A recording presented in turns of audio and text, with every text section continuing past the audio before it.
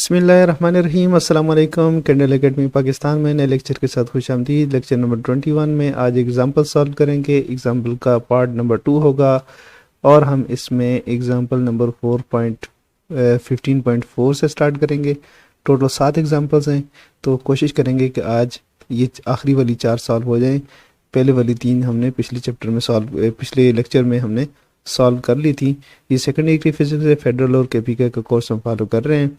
तो example number 15.4 के लिए चलते हैं डूडली एनिमेशन की तरफ। Example 15.4 A 318 microfarad capacitor is connected across a 220 volt 50 Hz system. Determine the capacitive reactance, RMS value of the current and equation for the voltage and current. Example 15.4 में हमें capacitor given है जिसकी capacitance है 318 माइक्रोफैरेड्स और 220 volt और 50 hertz system के साथ इसको कनेक्ट किया गया है। इस तरह से जिस तरह पहले हमने इंडक्टर लगाया था, तो अभी क्या है, यहाँ पे कैपेसिटर है। ये कैपेसिटर लगाया हुआ है और ये एसी सोर्स है, उसके साथ डायरेक्टली कैपेसिटर लगा हुआ है। 220 वोल्ट है, 220 वोल्ट एसी है और 50 हर्ट्ज फ्रीक्वेंसी है। तो हमने फाइंड करना है कैपेसिटिव रिएक्टेंस। तो डेटा नोट कर लेते हैं। डेटा क्या है, सबसे पहले कैपेसिटेंस गिवन है 318 यूएफ का मतलब है 318 10⁻⁻6 फेरेड्स। इसके बाद हमें वोल्टेजेस भी गिवन है। वी आर एम एस जो है ये गिवन है 220 वोल्ट। 50 हर्ट्ज फ्रीक्वेंसी गिवन है। सबसे पहले फाइंड करना है कैपेसिटिव रिएक्टेंस। तो कैपेसिटिव रिएक्टेंस का फार्मूला हम यूज़ करेंगे। कोई लंबी साइंस नहीं है, रॉकेट साइंस नहीं है। एक्स सी का फार्मूला होता है 1/2 पाई एफ सी। तो इसमें आपको ये दो कांस्टेंट हैं, इसकी वैल्यू आपको पता है, कैपेसिटेंस की फ्रीक्वेंसी की पता है, तो एक्स सी आपके पास आ जाएगी बड़े आराम से। 1/2 पाई 3.14 होता है और फ्रीक्वेंसी 50 हर्ट्ज आपको गिवन है और 318 10⁻⁻6 हेनरीज का कैपेसिटर है आपके पास। तो एक्स सी सॉल्व करने के पास इसको आपने सॉल्व कर लेना है। आंसर आपका आएगा 10.26 ओम, 10.26 ओम्स। तो पहला आंसर हमारा यहीं पे सॉल्व हो गया कि एक्स सी हमने फाइंड कर ली। अच्छा, इसमें हमसे पूछा हुआ करंट, तो करंट निकालने के लिए एक्स सी ज़रूरी था, तो एक्स सी के बगैर हम करंट नहीं निकाल सकते। अब हम एक्स सी को यूज़ करते हुए करंट सॉल्व करेंगे।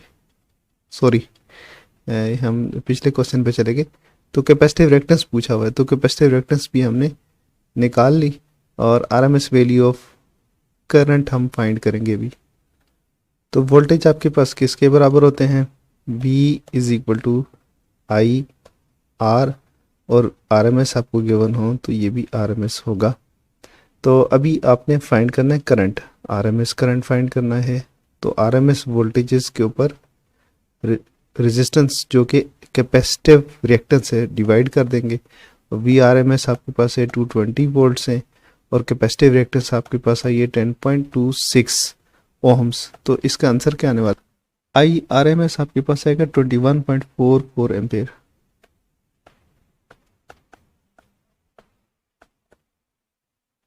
यहाँ पे दोबारा लिखते हैं आई आर एम एस कितना है 21.44 एम्पेयर्स, और ये पूछा हुआ था तो इसको सर्कल कर लेते हैं।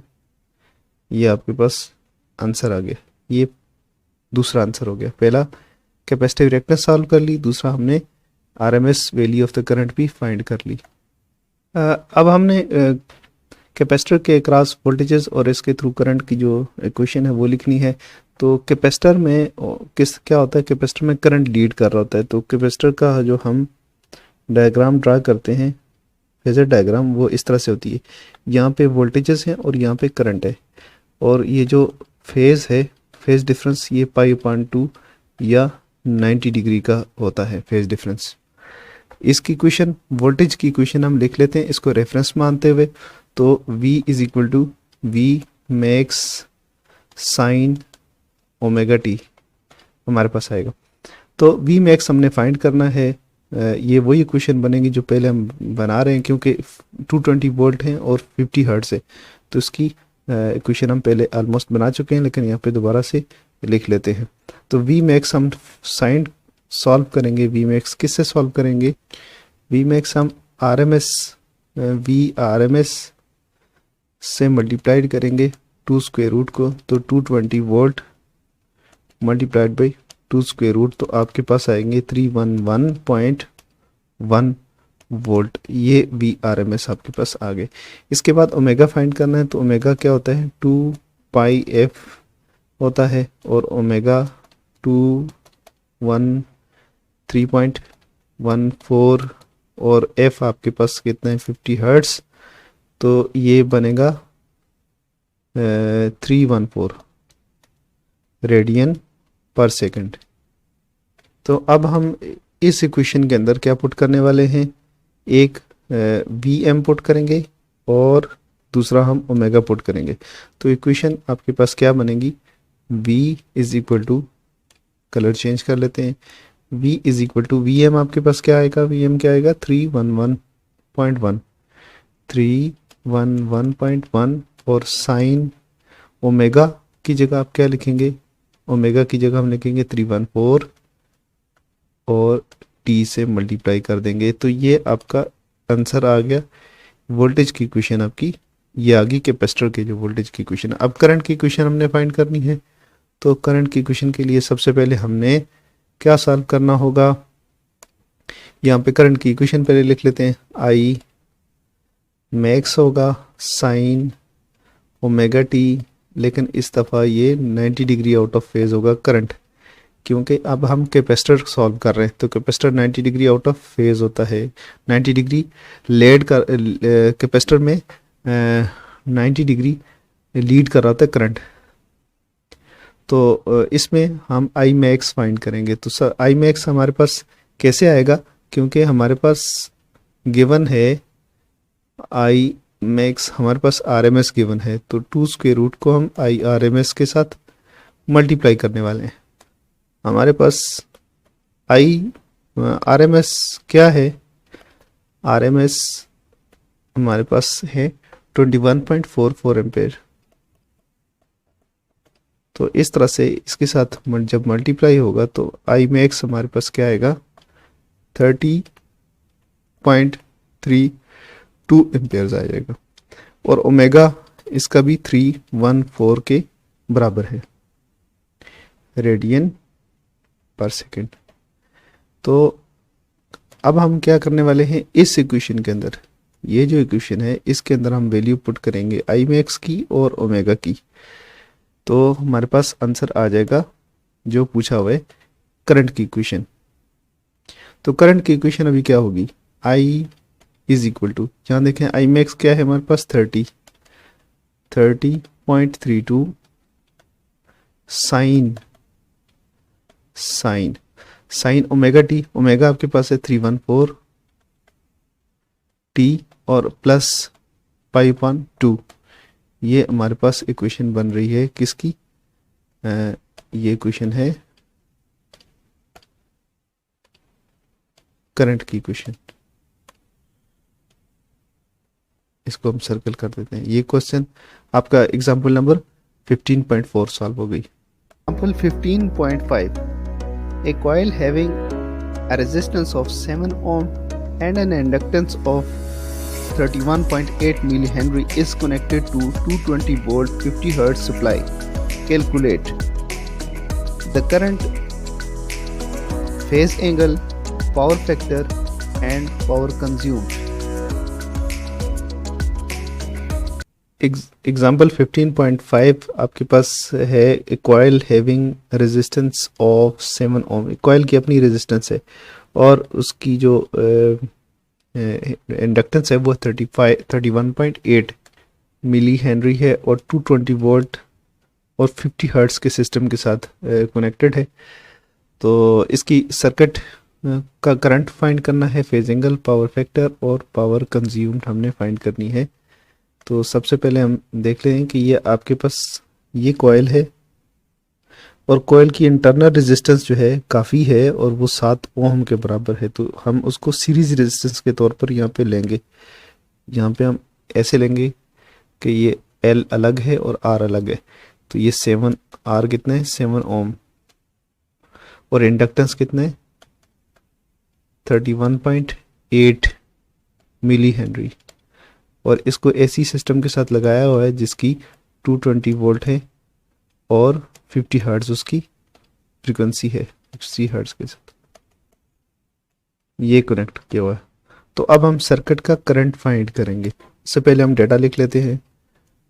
डेटा हमारे पास क्या है, रेजिस्टेंस हमें गिवन है 7 ओहम्स और इंडक्टेंस गिवन है 31.8 मिली हेनरी और वोल्टेज आपको गिवन है जी, वोल्टेज गिवन है 220 वोल्ट और फ्रीक्वेंसी कितनी है, फ्रीक्वेंसी है 50 हर्ट्ज। इस सर्किट का हमने सबसे पहला जो क्वेश्चन है करंट हमने फाइंड करना है। देखें यहाँ से जाने वाला करंट हम कैसे फाइंड कर सकते हैं कि ये रेजिस्टेंस भी हो ये भी हो, दोनों को ऐड करें और जो उसका जो सम आए हम उसके साथ हम फिर ओम्स ला वाला फार्मूला यूज़ करें तो ये सॉल्व हो जाएगा। तो सबसे पहले हमें चाहिए इसकी रेजिस्टेंस, ये डीसी रेजिस्टेंस इसकी दी हुई है तो हमें इसकी फाइंड करनी है रेजिस्टेंस जो कि इंडक्टिव रिएक्टेंस है। तो पहले इंडक्टिव रिएक्टेंस को फाइंड कर लेते हैं, उसके बाद इन दोनों को सम करेंगे और फिर उसके बाद ओम्स ला अप्लाई करेंगे। इंडक्टिव रिएक्टेंस फाइंड करना बड़ा आसान है, 2πfl। जब आपको इंडक्टेंस भी गिवन और फ्रिक्वेंसी भी गिवन तो ये बड़ा आसान हो जाता है। 2 × 3.14 पाई हो गया और फ्रिक्वेंसी आपको 50 हर्ट्ज गिवन है और इंडक्टेंस है, इंडक्टेंस 31.8 मिली हेनरी है। 31.8 × 10⁻⁻6 मिली हेनरी और इंडक्टेंस आपके पास सॉल्व, इंडक्टिव रिएक्टेंस आपके पास सॉल्व हो जाएगी। ये मिली हेनरी को हम माइक्रो हेनरी लिख रहे हैं। ये हमने पहले भी एक क्वेश्चन में मिस्टेक की है लेकिन कैलकुलेशन ठीक थी, सिर्फ यहाँ पे मिस्टेक थी। तो क्वेश्चन एग्जांपल नंबर 15.3 में तो उसका भी हमने कमेंट सेक्शन में लिख दिया कि ये वाली मिस्टेक जो है इसको करेक्ट कर लें, लेकिन आगे कुछ छेड़ने की ज़रूरत नहीं है क्योंकि हम पहले हमारे पास ये सॉल्व किया होता है रफ नोटबुक के ऊपर, तो हम आंसर वहाँ से देख के लिख रहे होते हैं। तो ये जो मिस्टेक है ये सिर्फ इधर ही होगी, एग्जाम्पल 15.3 में भी। तो यहाँ पे तो हमने टाइम से इसको करेक्ट कर लिया बहरहाल।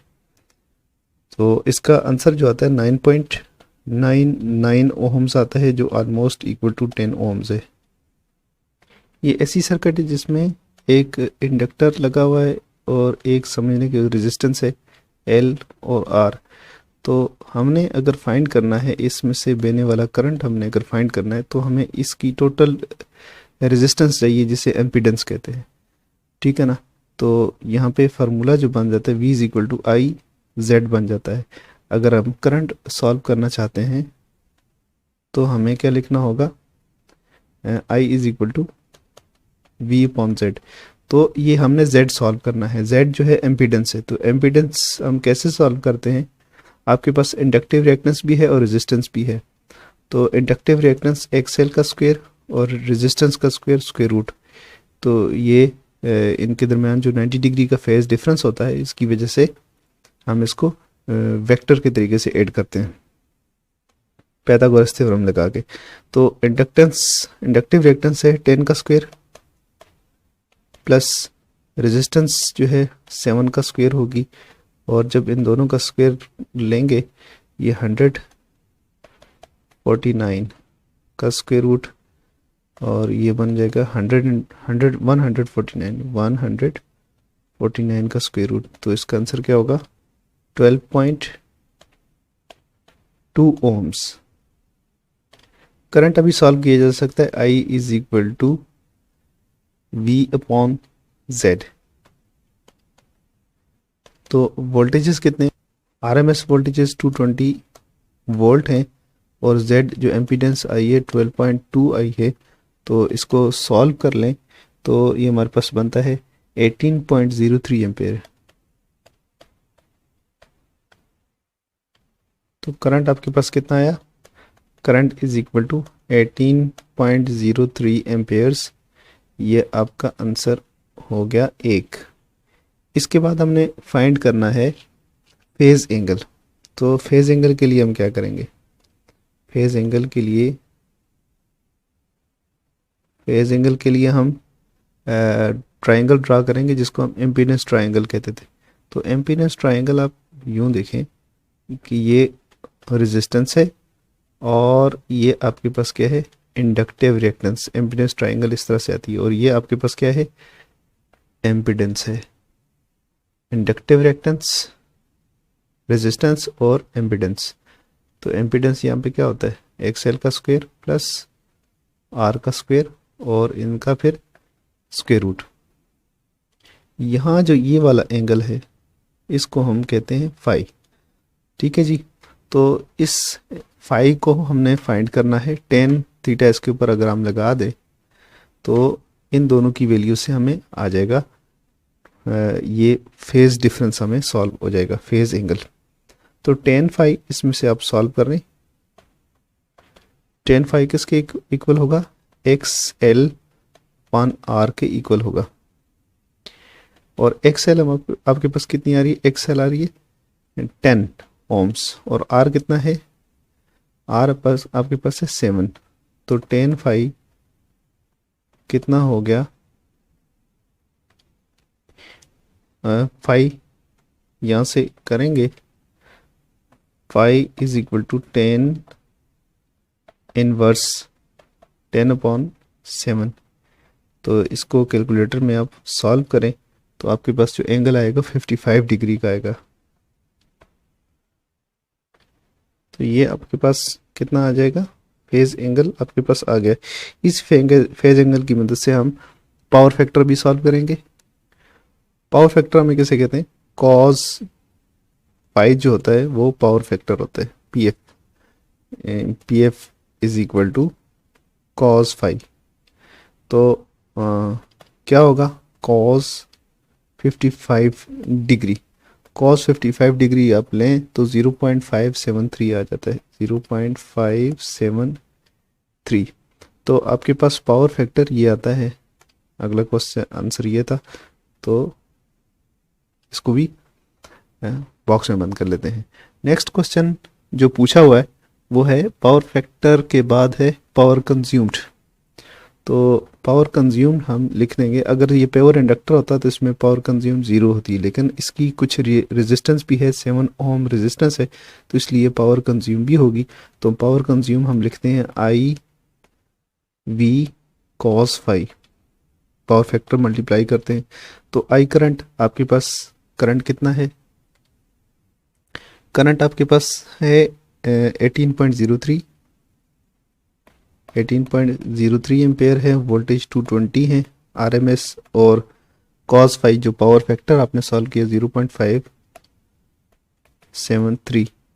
इन सब को अगर आप मल्टीप्लाई करते हैं तो आपके पास पावर कंज्यूम्ड आ जाती है जो कि है 2272 वाट। 2272.8 वाट्स ये पावर कंज्यूम हो रही है। तो इसको भी बॉक्स में बंद कर लेते हैं। ये आपका example number example 15.6। A 100 volt 50 hertz AC supply is applied to a capacitor of capacitance 79.5 microfarad connected in series with a non-inductive resistance of 30 ohm. Find impedance, current, phase angle and equation for instantaneous value of current. Example 15.5 solve हो गई। Example 15.6 आपके पास है एक capacitor है जिसकी capacity कितनी है? कैपेसिटी है 79.5 माइक्रोफेरेड्स। इसको कनेक्ट किया हुआ है एक रेजिस्टेंस के साथ जो कि नॉन इंडक्टिव रेजिस्टेंस है, यानी इसकी कोई इंडक्टेंस नहीं है, ये रेजिस्टेंस है। और ये कैपेसिटर है। तो रेजिस्टेंस जो है वो कितनी है, कनेक्टेड 30 ओम, तो 30 ओम की रेजिस्टेंस है। और कैपेसिटेंस 79.5 माइक्रोफेरेड्स है। इसको कनेक्ट किया हुआ है एसी सिस्टम के साथ जिसके वोल्टेजेस हैं 100 वोल्ट और फ्रीक्वेंसी वही 50 हर्ट्ज है। ये हाईलाइट भी कर देते हैं यहाँ पे, 100 वोल्ट 50 हर्ट्ज का एसी सिस्टम है। ये रेजिस्टेंस, ये कैपेसिटेंस और ये रेजिस्टेंस है। फाइंड क्या करना है, हमने एम्पीडेंस फाइंड करनी है, सर्किट की टोटल एम्पीडेंस। तो ये इसकी रेजिस्टेंस तो हमारे पास मौजूद है, तो कैपेसिटिव रिएक्टेंस हमने फाइंड करनी है और उनको फिर उसी तरह से ऐड करना है जिस तरह हमने पहले सॉल्व किया था। इसी तरह हमारे पास क्या है, करंट हमने फाइंड करना है, कोई मसला नहीं है। फेज एंगल ऑलमोस्ट वही है, काम इक्वेशन लिखनी है, इंस्टेंटेनियस वैल्यू ऑफ करंट। तो करंट की इक्वेशन लिखनी है आखिर में। तो डेटा आपके पास यहाँ पे क्या बनता है, डेटा बनता है जी वोल्टेज आपको गिवन है 100 वोल्ट, ठीक है, और फ्रीक्वेंसी जो है वो 50 हर्ट्ज गिवन है।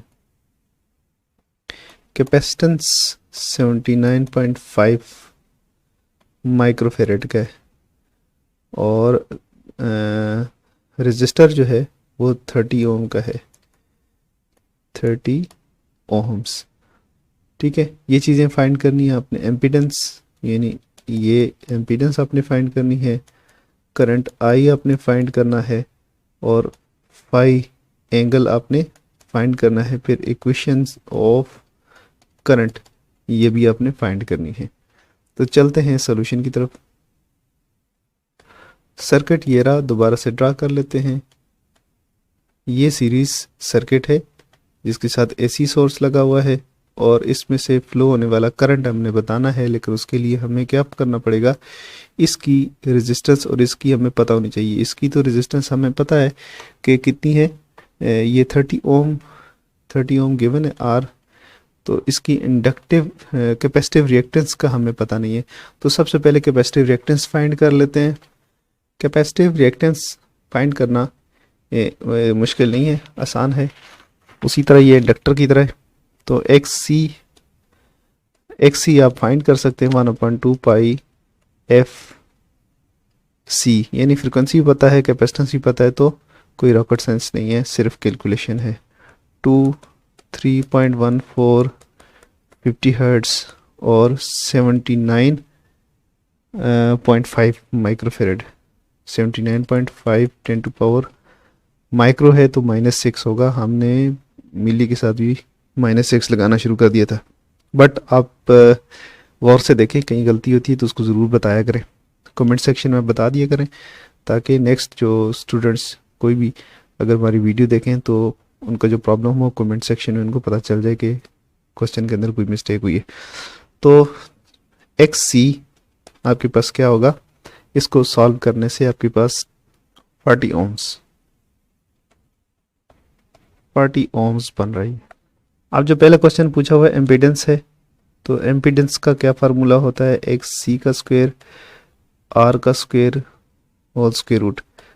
वही तरीका, एक्स सी आपके पास 40 है तो 40 का स्क्वायर, रेजिस्टेंस आपके पास 30 है तो 30 का square whole square root.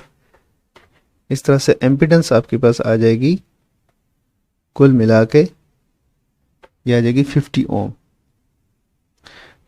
50 ohms आपके पास एम्पीडेंस आ जाएगी और यही हमारा पहला आंसर है।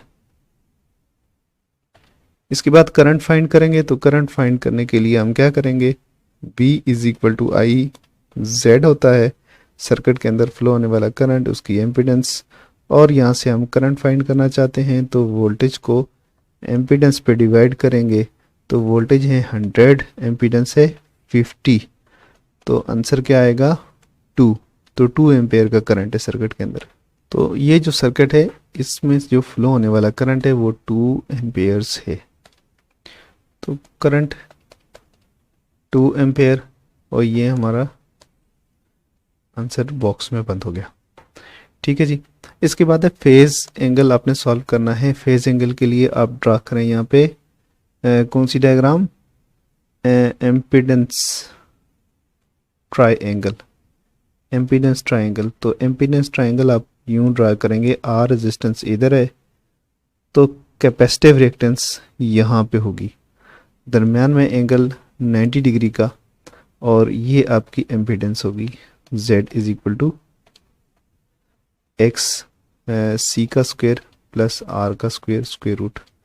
तो आप इसके ऊपर अप्लाई करेंगे फार्मूला, और ये एंगल फाई आपने फाइंड करना है। तो टेन फाई किसके बराबर होगा, इस तरीके से टेन फाई बराबर होगा ये 30 ओम है और ये 40 ओम है, तो 40/30 ओम बनेगा। तो इस तरह फाई जो है आपके पास क्या आ जाएगा, phi is equal to 10 inverse 40/30 calculator में पुट करें तो आपके पास फाई की जो वैल्यू आएगी 53 डिग्री होगी, और ये भी हमारा एक आंसर है, तो इसको भी बॉक्स में बंद कर लेते हैं। आखिरी जो क्वेश्चन है वो करंट की इक्वेशन लिखनी है। तो करंट की जनरल इक्वेशन क्या होती है, I is equal to I max sine omega T, और करंट जो है लीड कर रहा होता है 90 डिग्री, तो हम 5.2 भी लिखेंगे इसके साथ। इसमें से हमने फाइंड क्या करना है, आई मैक्स फाइंड करना है, और ओमेगा टी तो हम करते आ रहे हैं 50 हर्ट्ज के लिए फ्रीक्वेंसी के लिए, तो वो तो वही होगा, बट चलें इसको भी कर लेते हैं। तो आरएमएस करंट आपके पास आ रहा है 2 एम्पेयर, तो आई मैक्स किसके बराबर होता है, I R M S multiplied by 2 square root. तो आई आर एम एस आपके पास कितना है 2 एम्पेयर्स, आई मैक्स आपके पास आएगा 2 इंटू 2 स्क्वायर रूट, और इसको अगर आप सॉल्व करें तो ये जो बनेगा 2.828 एम्पेयर्स बनेगा। आई मैक्स आपके पास आ गया। ओमेगा आपने फाइंड करना है, ओमेगा होता है 2 पाई एफ, 12 सॉल्व कर चुके हैं, 0.14 फ्रीक्वेंसी 50, तो ओमेगा आ जाएगा आपके पास 314।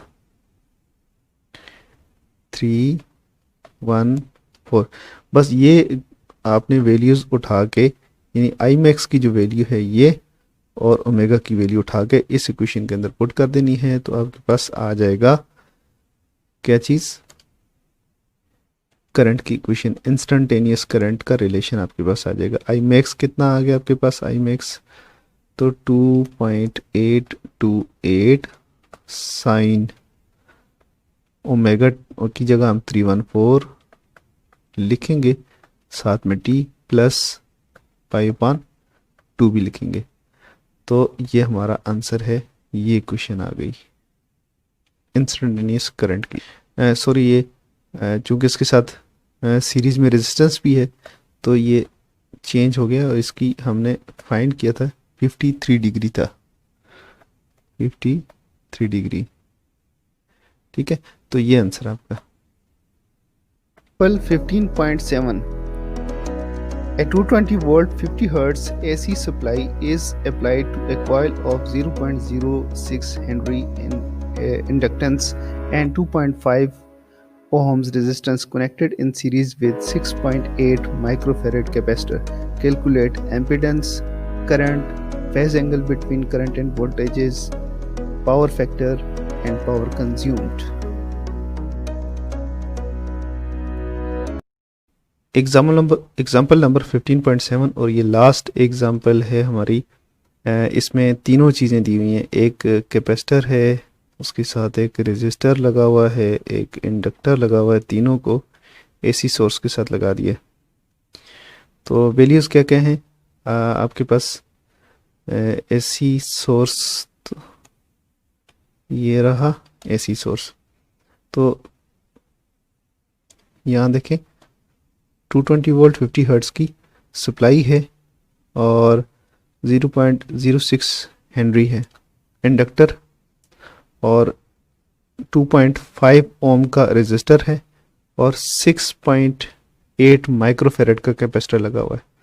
अब हमने एम्पीडेंस कैलकुलेट करनी है। अब सर्किट की टोटल एम्पीडेंस आएगी, करंट टोटल सर्किट का निकलेगा, फेज एंगल भी निकलेगा, इफेक्टिव फेज एंगल टोटल जो होगा, और पावर फैक्टर और पावर कंज्यूम भी हम सॉल्व करेंगे इसकी मदद से। सी आर एल, और ये आपके पास है 220 50 हर्ट्स। डेटा लिख लेते हैं। कैपेसिटर है आपके पास 6.8 माइक्रोफेरेड का, इंडक्टर आपके पास है 0.06 हेनरी का, और रेजिस्टर आपके पास है 2.5 ओहम का। आपके पास एसी सोर्स जो है वो 220 वोल्ट है, और उसी की फ्रीक्वेंसी जो है वो 50 हर्ट्ज है। एम्पीडेंस आपने फाइंड करनी है। एम्पीडेंस और करंट, सर्किट का टोटल करंट निकालना है, फेज एंगल निकालना है फाई, और पावर फैक्टर कॉस फाई आपने सॉल्व करना है, और पावर पी जो कंज्यूम्ड है ये भी सॉल्व करनी है। सबसे पहले एक्सएल और एक्ससी दोनों फाइंड कर लेते हैं, फिर उसके बाद हम इनको ऐड कर लेंगे तो एम्पीडेंस आ जाएगी। एक्सएल आपके पास होता है 2 पाई एफ एल, और एक्स एल इसमें 2 3.14 50, और इंडक्टेंस आपके पास है, इंडक्टिव रिएक्टेंस फाइंड कर रहे हैं हम, तो 0.06 हेनरी, 0.06 हेनरी ये है। और एक्सएल आपके पास सॉल्व होकर आएगा 18.85 ओम्स। ये एक्सएल हो गया। इसी तरह हम एक्स सी फाइंड करेंगे। एक्स सी आपके पास होगा 1/2 पाई एफ सी, तो 1/2 3.14 50, और जो इसकी कैपेसिटेंस है, कैपेसिटेंस आपको गिवन है 6.8 10⁻⁻6 हेनरी है, सॉरी फेरेड्स है। तो इस तरह एंड कैपेसिटिव रिएक्टेंस आपके पास जो सॉल्व होकर आएगी 468 ओम आएगी, 468 ओम्स आ जाएगी। ठीक है। रेजिस्टेंस आपको ऑलमोस्ट गिवन है, वो आपको गिवन है 2.5 ओम है, 2.5 ओम रेजिस्टेंस है। तीनों चीज़ें आपके पास यहाँ पे सॉल्व होकर आ गई हैं। अब आपने इसको ऐड करना है, एम्पीडेंस का फार्मूला इनके ऊपर लगाना है। एम्पीडेंस का फार्मूला क्या होता है, अगर तीनों चीज़ें आपके पास सीरीज में हो तो आर का square X L minus X C, और होल स्क्वायर आपने करना है, यहाँ पे ऐड हो जाएगा, तो ये आपकी टोटल एम्पीडेंस आ जाएगी। तो आपके पास जो रेजिस्टेंस है 2.5 का स्क्वायर हो जाएगा, प्लस एक्सएल आपके पास कितनी आ रही है, एक्सएल है 18.85 माइनस एक्स सी आपके पास है 468 का स्क्वायर। आप चेंज करके भी लिख सकते हैं, एक्स सी को इधर लिखते हैं, एक्सएल को इधर लिखते हैं, कोई वर्क नहीं पड़ेगा क्योंकि ऊपर स्क्वायर है, ये प्लस कर देता है। तो ये जब सॉल्व होगा तो आपके पास इसका आंसर आएगा 2.5 का स्क्वायर प्लस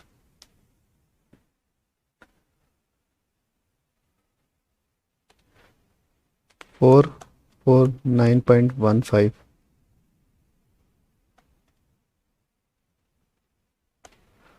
माइनस में होगा तो इसका स्क्वायर लेंगे। तो टोटल आपने इसको सॉल्व कर देना है। हम इसकी टोटल वैल्यू लिखते हैं तो ये आएगा 449.2। टोटल एम्पीडेंस आपके पास सॉल्व हो गई, तो इसको सर्कल कर देते हैं। सर्किट का टोटल करंट आपने फाइंड करना है, तो V किसके बराबर होता है, आई जेड के। सर्किट के अंदर जितना करंट है उसको एम्पीडेंस से मल्टीप्लाई करें तो वोल्टेज आ जाते हैं। तो करंट फाइंड करना मुश्किल नहीं है, V अपॉन Z हो जाएगा, और V है आपके पास 220 वोल्ट RMS, और Z आपके पास कितना आया है 449.2, 449.2।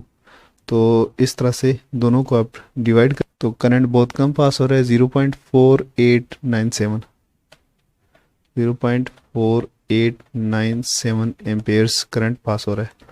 तो करंट हो गया I is equal to 0.4897 amperes. ये हमारा दूसरा आंसर है। और इसके बाद हमने क्या सॉल्व करना है, इसके बाद हमने इसका फेज एंगल सॉल्व करना है, फेज डिफरेंस जो है वो सॉल्व करना है, और वो हम tan phi से सॉल्व करते होते हैं। तो एक चीज़ आप ज़हन में रख लें, फार्मूला आपके पास XL minus XC upon R होगा। tan phi किसके इक्वल होगा, अगर तीनों चीज़ें सीरीज में लगी हुई हैं तो ये फार्मूला होगा। तो या आप XL को पहले लिखते हैं, XL माइनस XC ये। तो इसका तरीका ये है कि आपने जो क्वांटिटी ज़्यादा है, जो रिएक्टेंस ज़्यादा है इन दो में से, उसको आप पहले लिख लें, ठीक है। और सर्किट का जो बिहेवियर होगा वो भी उसका होगा जिसकी रिएक्टेंस ज़्यादा होगी।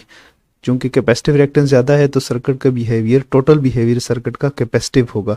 तो इसलिए हम इस इक्वेशन को इस तरह से लिख लेते हैं, tan phi is equal to XC minus XL upon R।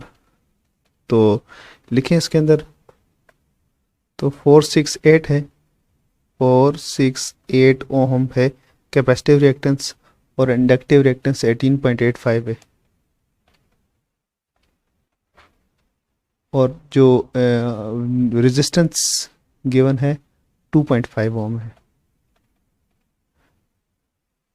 इसको सॉल्व करेंगे, tan phi is equal to 179.66।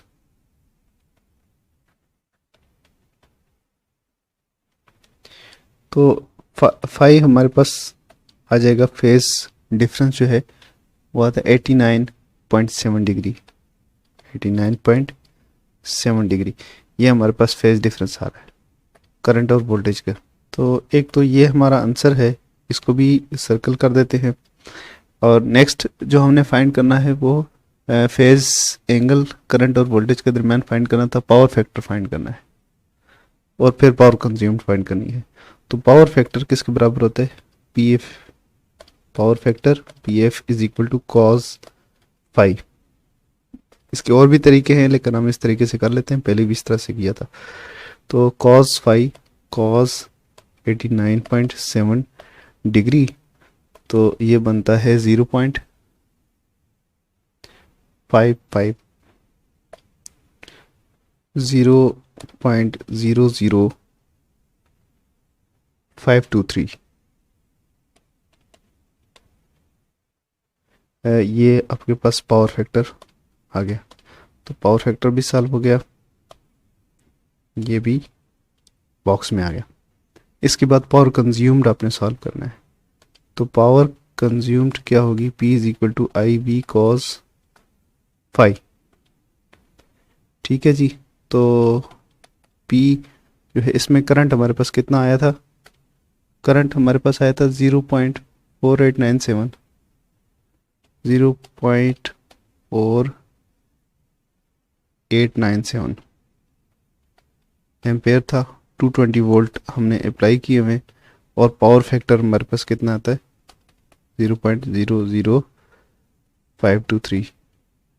तो इस तरह से पावर कंज्यूम्ड हमारे पास कितनी आ जाएगी, ये बनता है 0.5634 वाट, ये पावर कंज्यूम हो रही है। राउंड ऑफ करें 0.6 वाट बन जाएगा। तो ये हमारा लास्ट का आंसर था।